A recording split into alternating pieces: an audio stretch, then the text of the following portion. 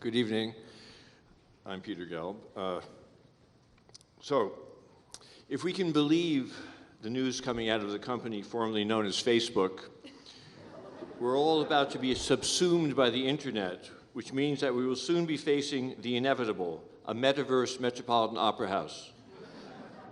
In the metaverse world of opera, we can at least look forward to opera avatars, always singing in tune and never canceling.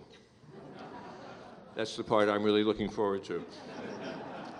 Meanwhile, as long as we're actually here, not there, we're happy to discuss the reality of the latest Met premiere, Eurydice, composed by Matthew Aucoin, with a libretto by Sarah Ruhl and directed by Mary Zimmerman. Eurydice is the Orpheus legend, but in this opera, Eurydice takes center stage, with Orpheus playing second fiddle, or lyre. Most of the action takes place in the underworld, which in these increasingly fraught times might seem like an increasingly attractive alternative to life above ground.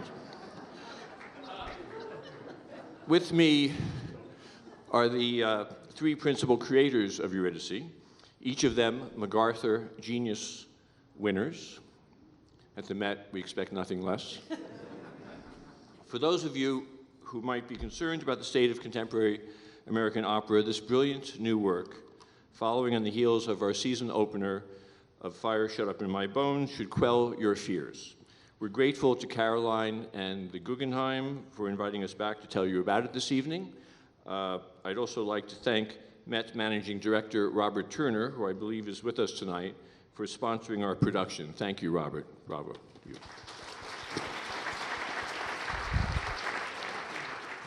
So to my right is the acclaimed American theater director, Mary Zimmerman, who occasionally dabbles in opera, much to our audience's delight. Eurydice will be her 5th production for the Met. Please welcome the director of Eurydice, Mary Zimmerman.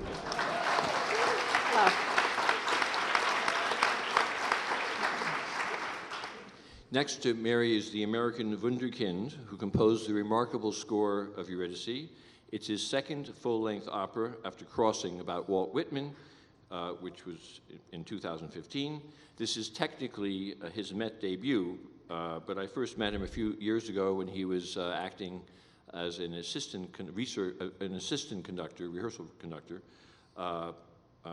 under Thomas Addis when we were doing the premiere of his opera. And you were just, at the time, I think, graduated from Harvard. Please welcome the unboundedly talented, and at the age of 31, I believe, must be the youngest composer ever in the history of the Met to have a premiere, Matthew Aucoin.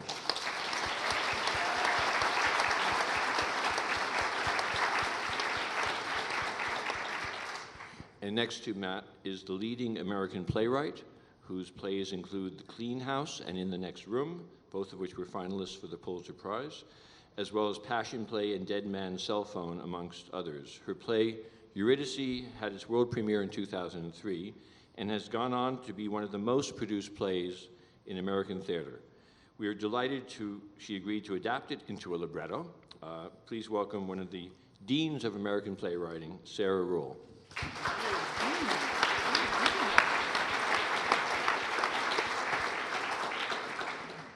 So let's start at the beginning. After the success of Crossing, we invited you, Matt, to join our commissioning program, which we run in collaboration with Lincoln Center Theater, and which has given birth to a number of operas that have been performed at the Met. And we knew that you wanted to compose an opera about Orpheus, and why don't you take it from there? How did it all come about? Well, it took a while to come together. I mean this in the best way, but it can actually be, intimidating to the point of kind of a whiteout of consciousness to sort of have the vast canvas of the Met stage and wizardry all around. It's sort of like, well, what actually could fit on such a canvas? It's like, do you want to redesign Mount Rushmore or draw a mural on the Flatiron Building or something? So it took a while, but I realized I'd written a piece called The Orphic Moment for the countertenor Anthony Roth Costanzo, which was kind of a short 17-minute explosion of the few milliseconds before Orpheus turns around. I had a very kind of dark take on what motivates the famous backward look, which is that, Orpheus knows that the most productive thing for music is loss, grief. And so there's something kind of calculated. And I think that is baked into the myth. All opera is about loss as an excuse for music making. That's what Tosca is about too. But in the Orpheus myth, it's pretty explicit. And so I think for that reason, it's kind of the core of the art form.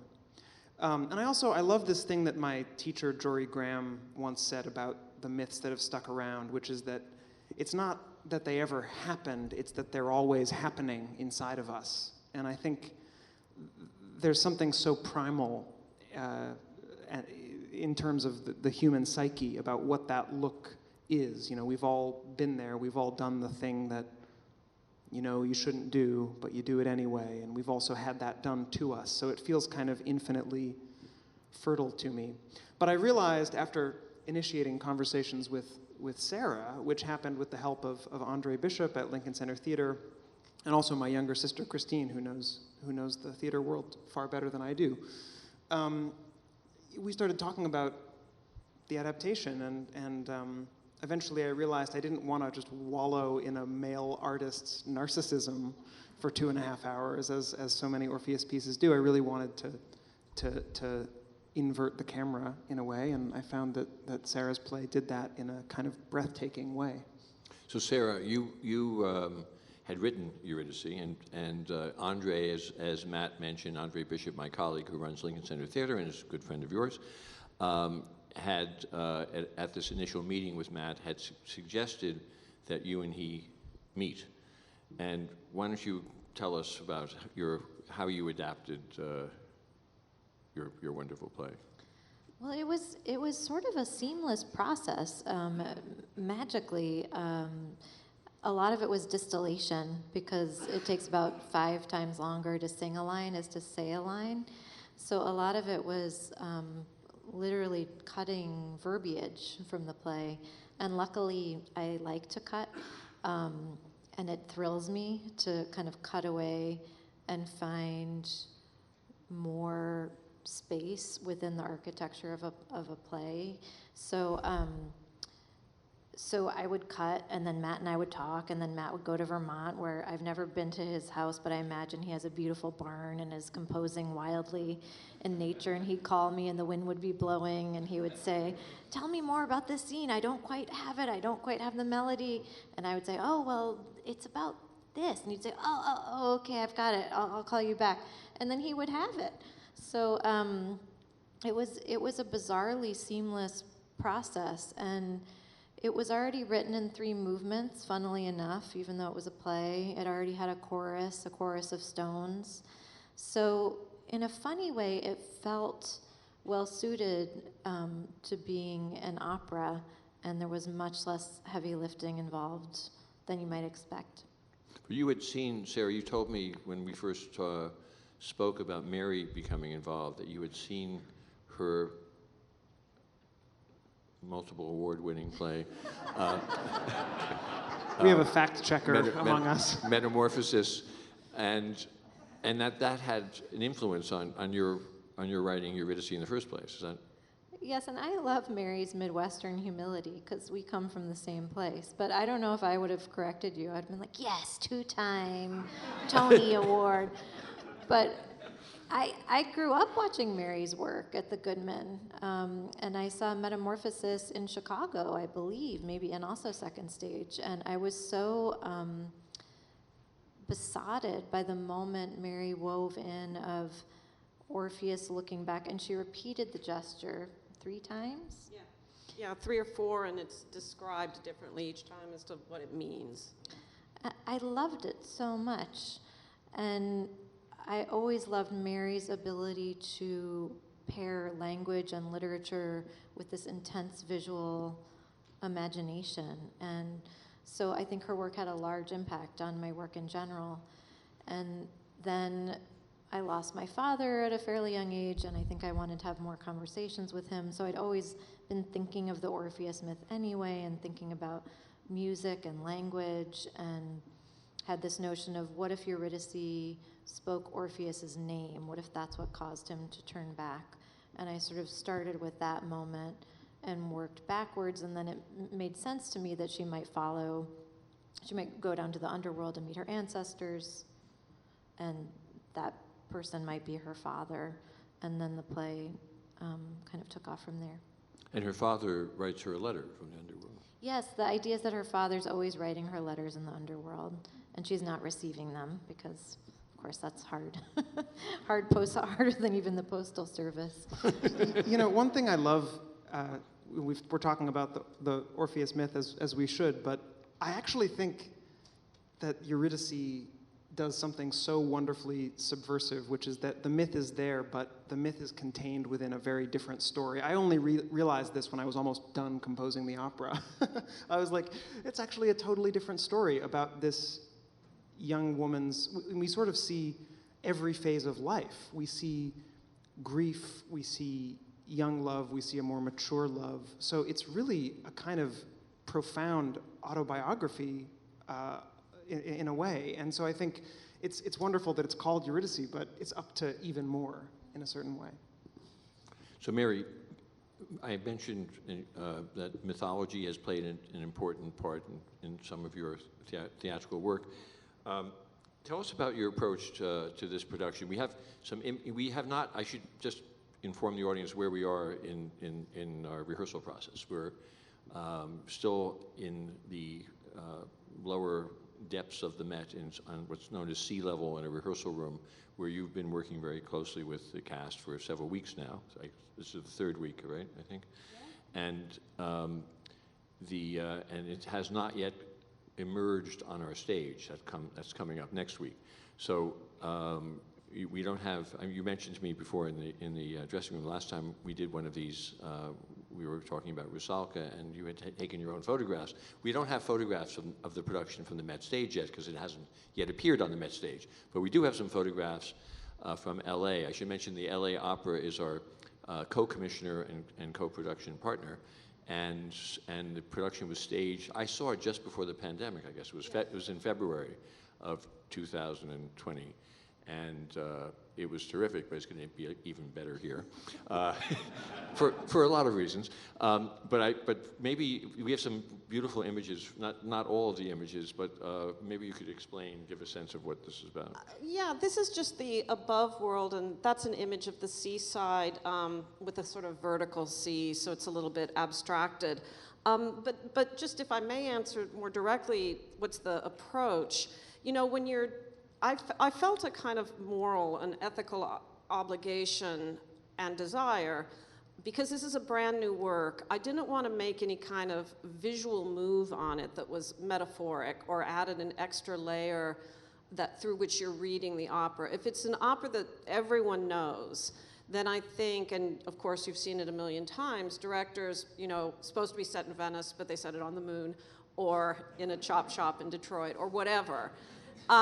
And so when we were looking for images of the underworld, and I guess we could go ahead to that a little bit, my designer brought me all of these images of like the Illinois DMV and dentists' offices, and just horrible fluorescent lit waiting rooms that are barren of any soul or life, like those horrible places of contemporary society that you're stuck in. And I was so tempted by them. I mean, I know how they look on stage, the hyperrealism, I just was so tempted to make that the underworld.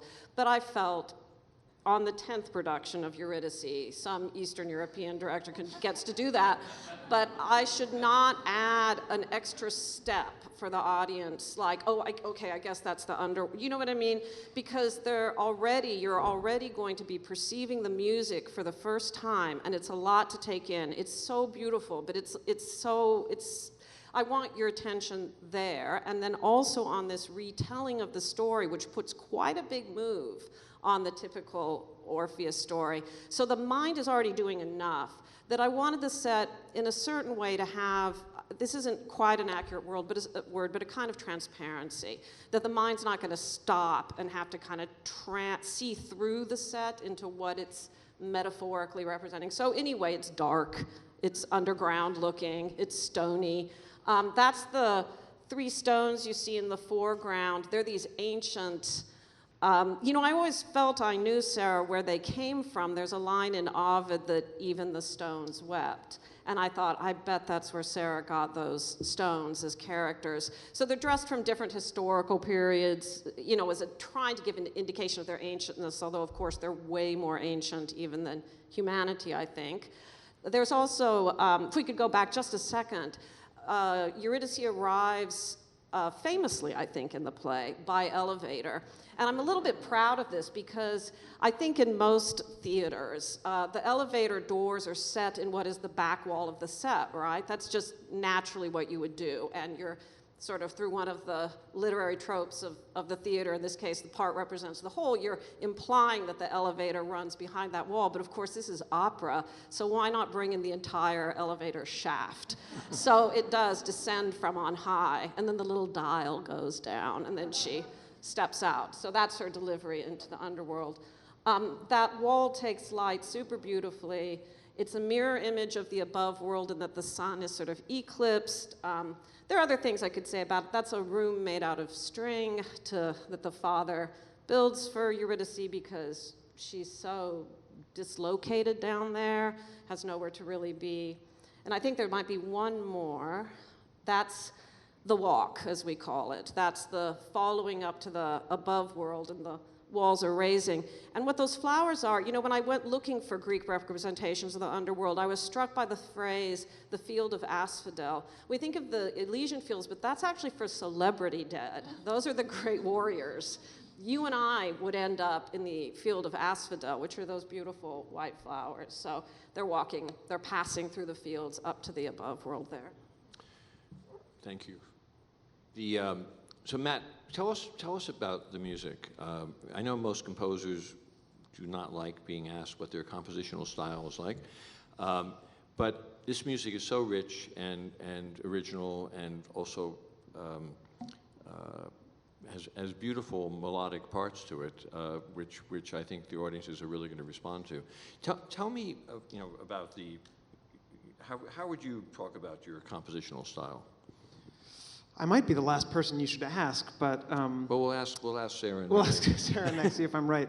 No, I mean, I'm a little bit of a magpie. I mean, I think this might be something that applies to my generation more broadly, but you know, the notion that, you know, certain harmonies are sort of off limits has never really made sense to me. I think that's a very sort of 20th century mode of thinking. So for me, I love that in the same piece there are some sections that approach pure noise, you know, white noise, and there are other sections that are, I think, fairly lyrical and melodic. And I love the dynamism of sort of moving along that spectrum.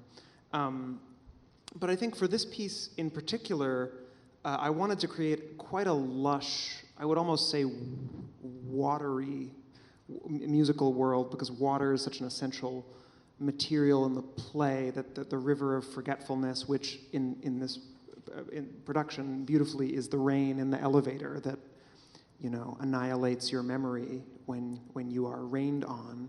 This sense of water as a return to oblivion is so important that I wanted to kind of capture that texture.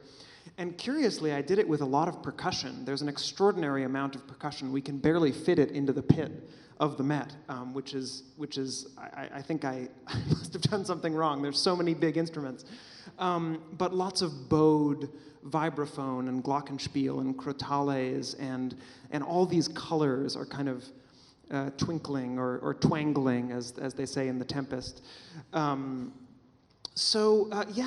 think one thing that attracted me also to Sarah's work is there is a transparency. You said that the first actress who played Eurydice said there are no columns to hide behind. And I didn't want there to be any columns to hide behind in the music either. I wanted it to be quite emotionally honest.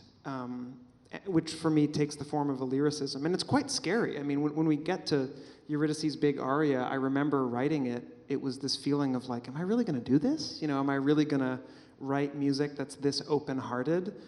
But, you know, by then I'd heard it, and it was too late, so it exists. And we're going to hear it this evening. So how, Sarah and Mary, if you choose to answer this question, how do you respond to Matt's music?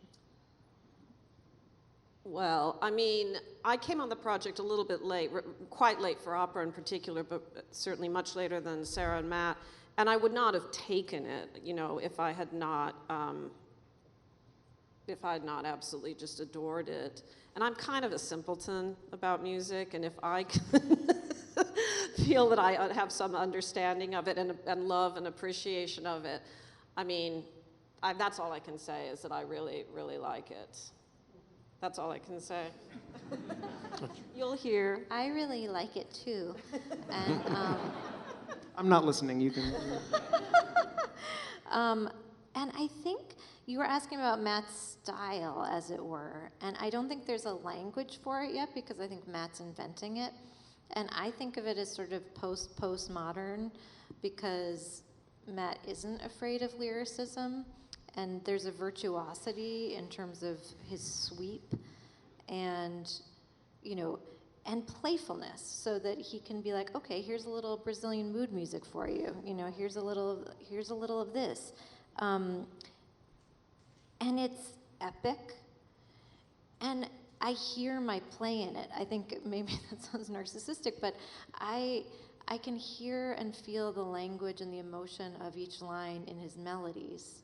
So that's wonderful for me, because I feel like he's encoded that. And I could imagine a different experience with a composer where you didn't recognize your language in it. And I remember saying to Matt early on, well, can it be funny at all? Like, can there still be funny bits, even though it's an opera? And he said, yeah, there can be funny bits. So, you know, his sense of playfulness at rhythmicizing speech is quite extraordinary, even to the point of being able to capture some humor, which I think is challenging. That's such an important part, is like we want the audience to actually be laughing, and not like opera laughing, like, oh. Oh, isn't that, oh, Falstaff, isn't that charming? We want people to be like basically peeing themselves, you know? We want it to actually be funny. And so I was, when you asked, can opera be funny? I was like, God, that's so depressing that our art form has failed at this task, so that people think it can't be funny. So that was another goal. And I don't think we're doing any funny bits tonight, so. No, we're not, unfortunately. Anyway, I mean. I have to come back for that. It's great to hear you speaking about being not afraid to connect with the audience through your music, and that's certainly the goal. That's the goal of my goal is to have composers who are interested in pleasing an audience, which may sound sort of obvious, but for many years, certainly in the last century, that was not the case. So I think we should hear some of the music, right? So we're very fortunate tonight to have three of our leading singers, stars of this production, here to perform. Soprano Erin Morley, who plays the title character of the title role of Eurydice. Baritone Joshua Hopkins, who sings Orpheus. And also countertenor Jakub Orliński, who is, I guess you would describe him as Orpheus's kind of musical alter ego. So our first selection comes from Act 1, Scene 1, when we first meet the young lovers. So, Matt, what should we be listening for in this excerpt? So this is an excerpt from the opera's first scene. There's a distinct movement from light to dark in this opera, and this is our kind of moment of unadulterated joy. They're outside, they're on a beach, and I don't think it's a spoiler to say that Orpheus proposes. You know, and imagine that the couple are quite young, maybe college students. You know, and they're super in love, you know, to the point where they're not really thinking rationally. And just a quick word about Orpheus's double. Thank you for mentioning that, Peter. Orpheus has a split nature. He's part human and part superhuman, and I wanted to embody that in the music. And so the sort of regular guy side of Orpheus is baritone, which is, you know, surely the regular guy of voice types. But when he goes into his sort of musical trance, there's a kind of halo of sound above him, and that's a countertenor. And one thing I love about Mary's production is that the double is very present physically, and there's a real tension, almost an erotic tension, between Orpheus and his kind of musical spirit. You know, he's sort of torn in a way between romantic love and this other thing. Great. So here now are accompanied on piano by Adam Nielsen, Erin Morley and Joshua Hopkins, and Jakub Orliński.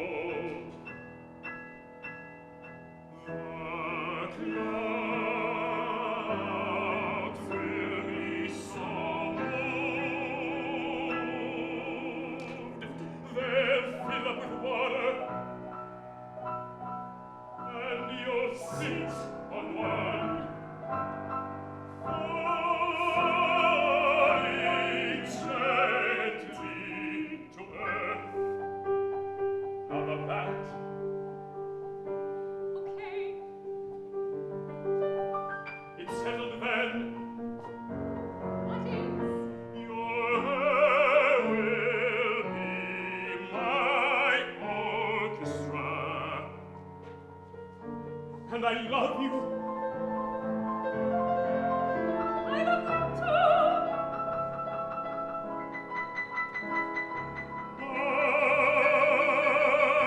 How will you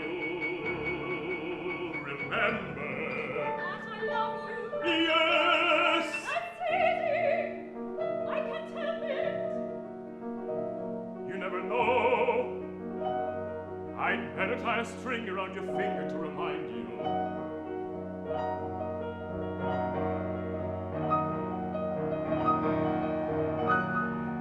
This hand.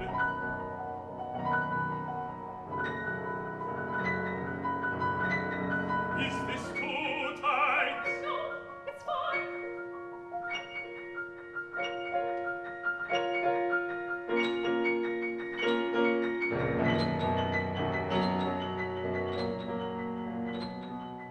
There. Now you'll remember.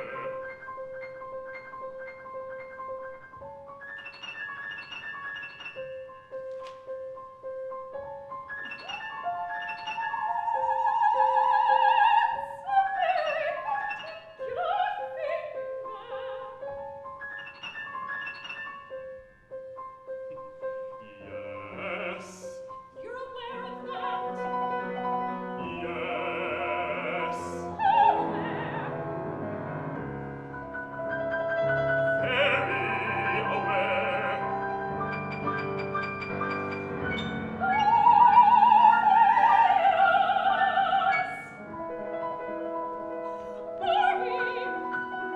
You'll tell me.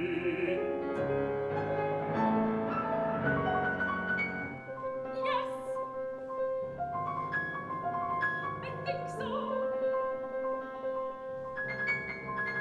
You think so? I wasn't thinking. Just.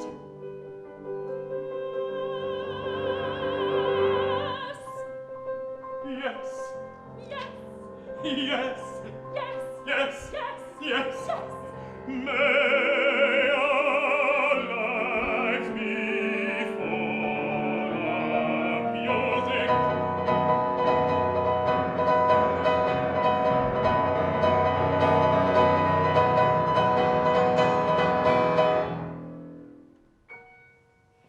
Maybe you could also get me another ring.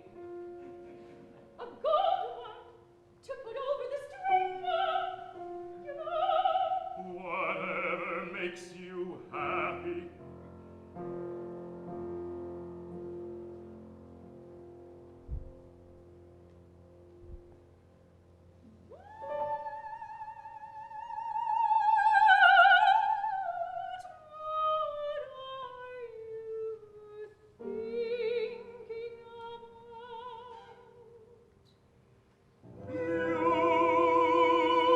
Music. Just kidding. I was thinking about you and music.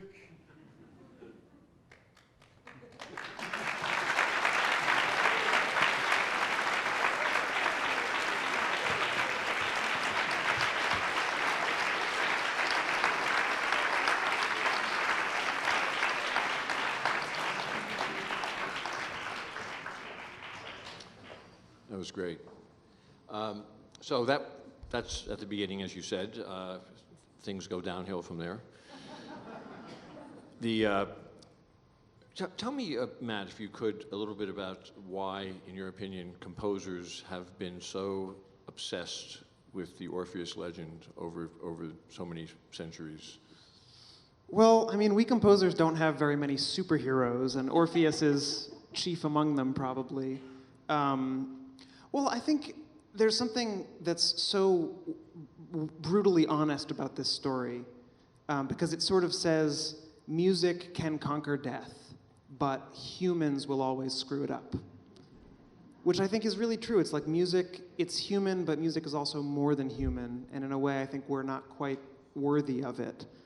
And so it's the essence of something so essential to us that it says, you know, this artistic endeavor, this like superhuman beauty can conquer death for a second, and then for the stupidest possible reason it disappears. I mean, that just, it feels so real, I think. But there are many ways to approach it. I mean, Harrison Birtwistle, fabulous British composer, has the most preposterously epic opera ever written, The Mask of Orpheus, which is, you know, every imaginable take on the story.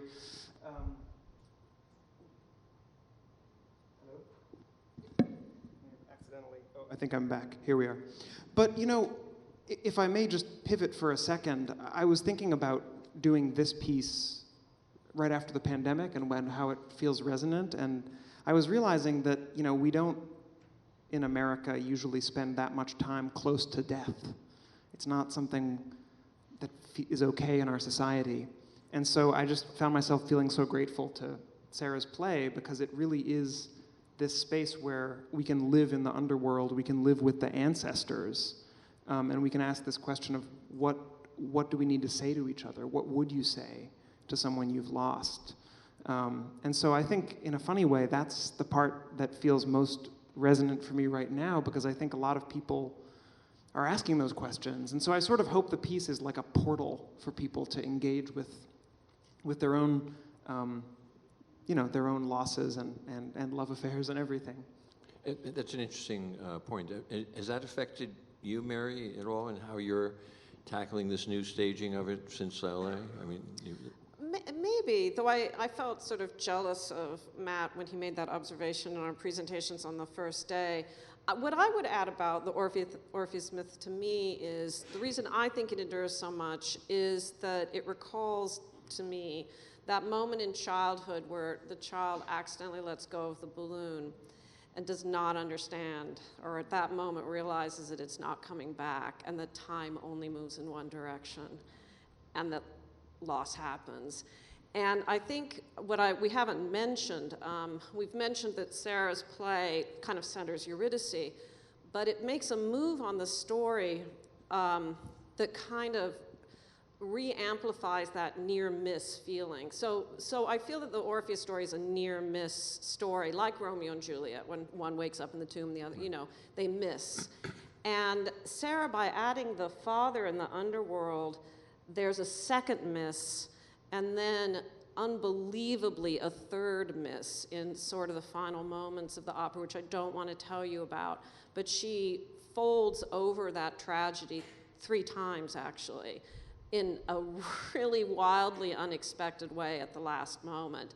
So it's the power of it is just so amplified, I think. That's why I think that story hangs around. Like, that you can't, I don't think, go through life and not have a regret, right? That you just can't reverse.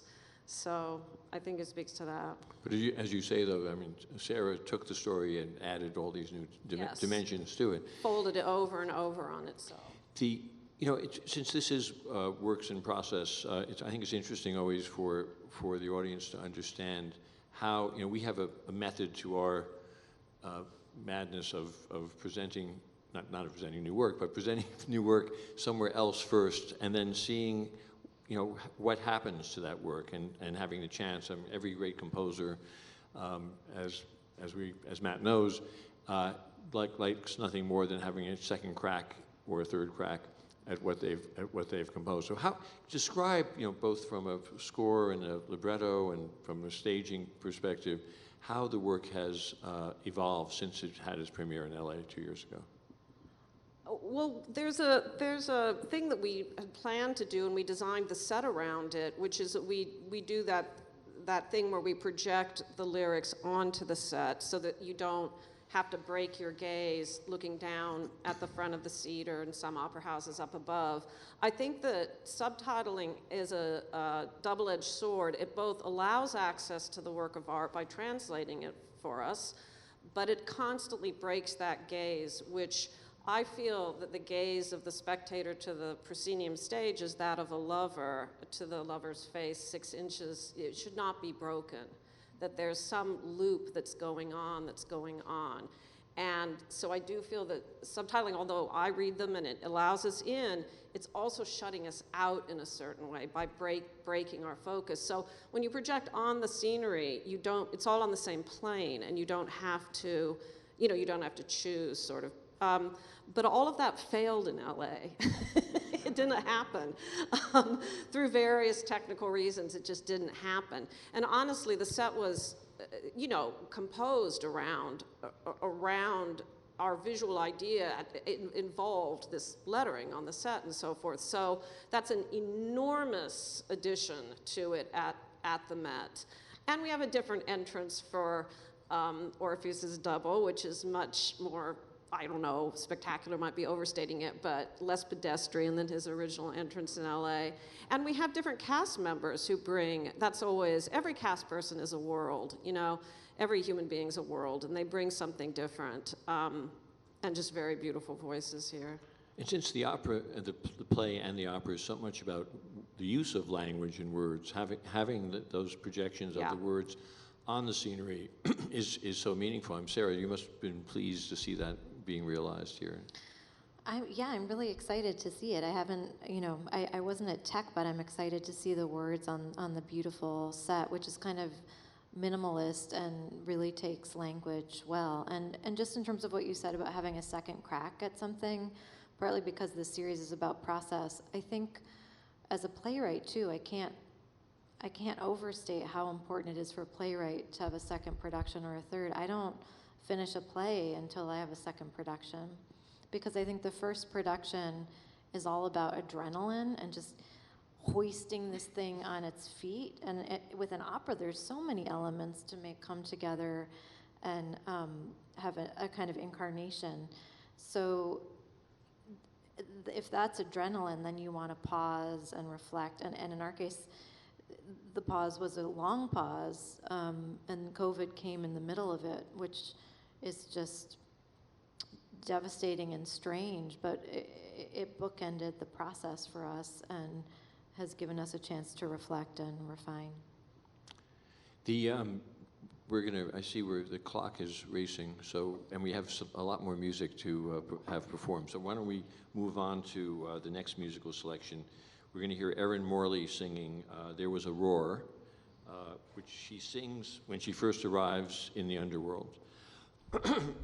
As Mary mentioned earlier, via an elevator, but there's also a shower element in that, which is sort of represents the the river Lethe. River Styx. River Styx. Yeah. I think it's the River Styx. Used to be. Yes. My Greek mythology books it was. And in any event,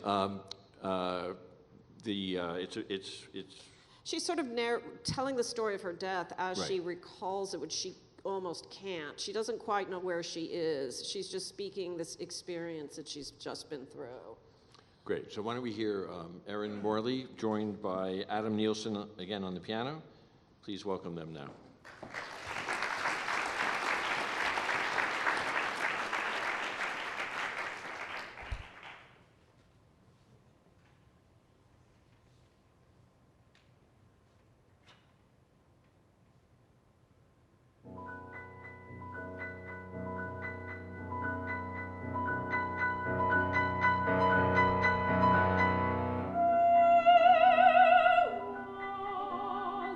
a roar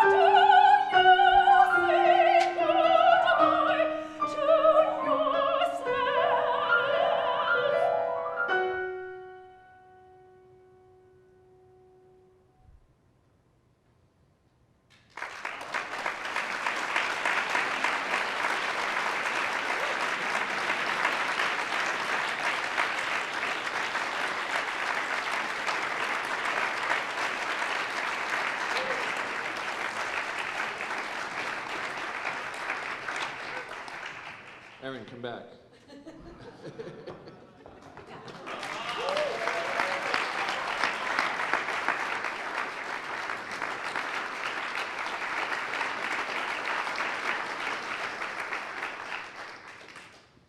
That was fantastic, bravo. Thank you. You need a sip of water or something? I'd love a sip of water. So so I thought it would be great, and thank you for joining us, to give a little bit of your own insights about this production. If you recall, when I approached you after consulting with the composer about your being willing to perform in this, you were at first a little bit cautious because you don't typically do new work. Yeah, that's right. Well, I've said this before, when Matt and I have talked about the work together. I've had a hard time opening up my heart to new music.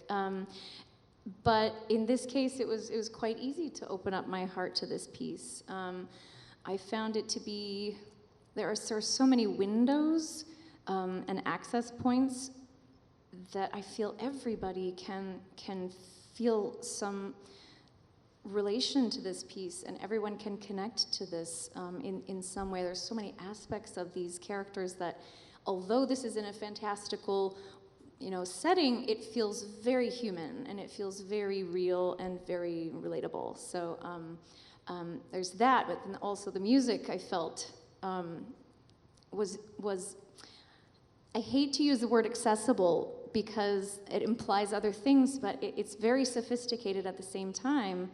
And I think that Matt really sort of lives very wisely in those two worlds and is able to find that balance quite perfectly. So it was very easy for me to say yes when I saw the music.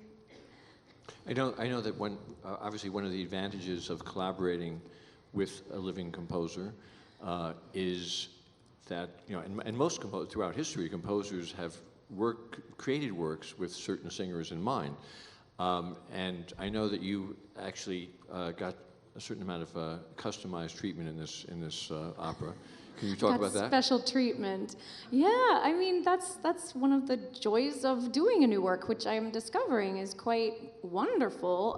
It's so actually very exciting to be privy to the process, to see how these things are come about, and to be able to say, Matt, this part might feel a little bit better in a different range for me, and to be able to be part of the creative process. It's very exciting. And Matt has been so very flexible and just game to try new things, which is very welcome. Yeah, I mean, if you write for the clarinet, you know what the different registral characteristics are, and they're the same across clarinets, but that's not how human voices work. Also, it's so deeply personal, and I love writing for a specific singer because singers have superpowers, and you can actually go so much further. You can go to so many expressive extremes when you know a person's superpowers. And though I did not know that Erin would sing the role when I was first writing the opera, I was thrilled when I learned that would be the case. And we met up a few times this summer and really played around with some of your you'll hear in the next aria that you sing that there's a couple of things that have been added, high notes. I remember you asked if a couple of moments in a really intense scene when you're kind of losing it, you asked if they could be up an octave. And at first I thought, oh, I don't know. And then you did it, and I was like, yep, that's going in the score. Yeah. Or rather, it's not going in the score because I'm not sure anyone else will ever be able to do them, but you can. It's the special Erin Morley edition. Yeah. What is the highest note you sing in this opera? Oh, in this opera, it's actually not that high. I think we get to a D. Yeah, a D. For me, I guess. But high enough, appropriately high for the moments. I think that's what's critical when you're talking about these things, is that everything has to be dramatically motivated. It's not, well, I can sing a high A, so can you put in a high A? You know, it's really crucial that it serve the story, that it serve the music. So we have two more musical selections. The last one will be sung by you, but before that, we're going to hear Joshua and Jakub perform one more selection. Can you say what it is, Matt? Sure. Well, this is Orpheus's sort of plea at the gates of hell, and Sarah and I, in the play there's just stage directions, music plays, and of course, that would be a huge waste given that it's an opera. So we decided that they had to sing in a dead language because this essentially it's casting a spell, so that we couldn't really find English words that did the job. So the text is in Latin, but partway through, Orpheus does sort of burst back into English at a moment of high passion. Great. So if Joshua and Jakub can join us again, please, with Adam at the piano. Thank you so much. Please welcome them now.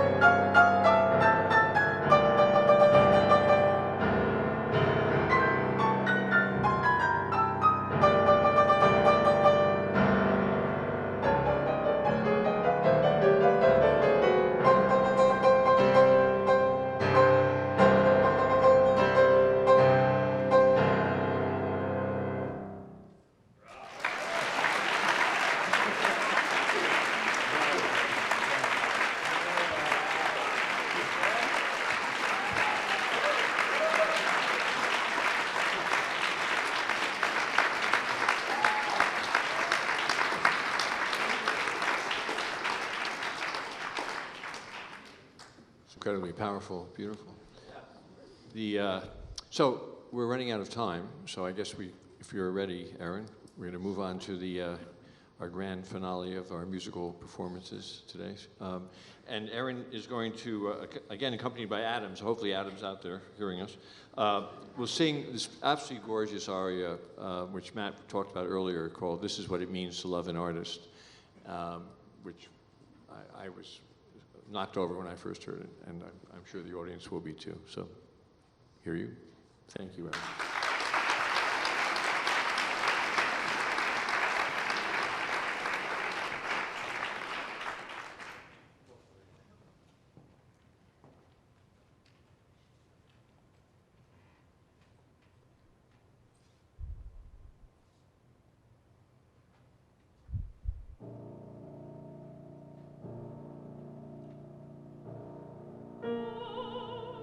Orpheus, heavenly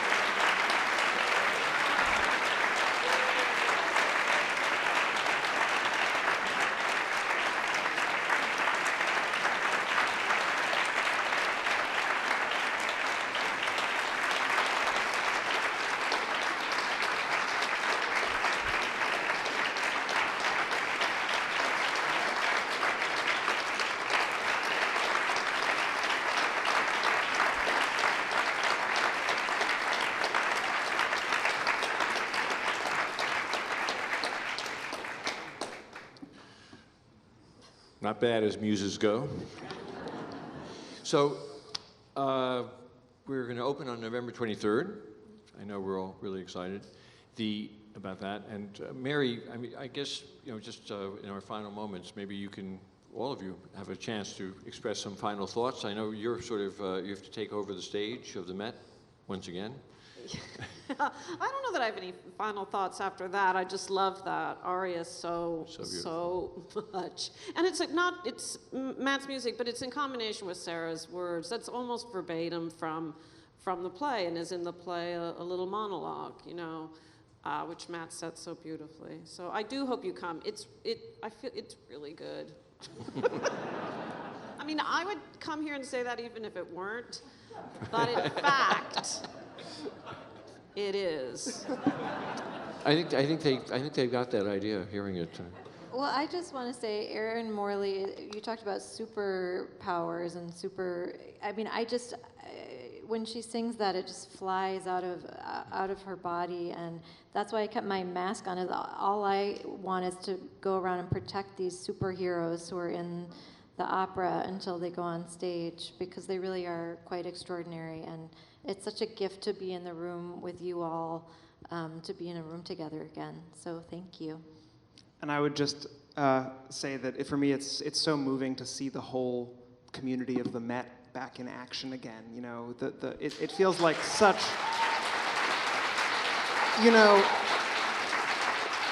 it is just the coolest thing in the world to be standing by the elevator and to hear, a stagehand go, dude, Act 3 of Meistersinger.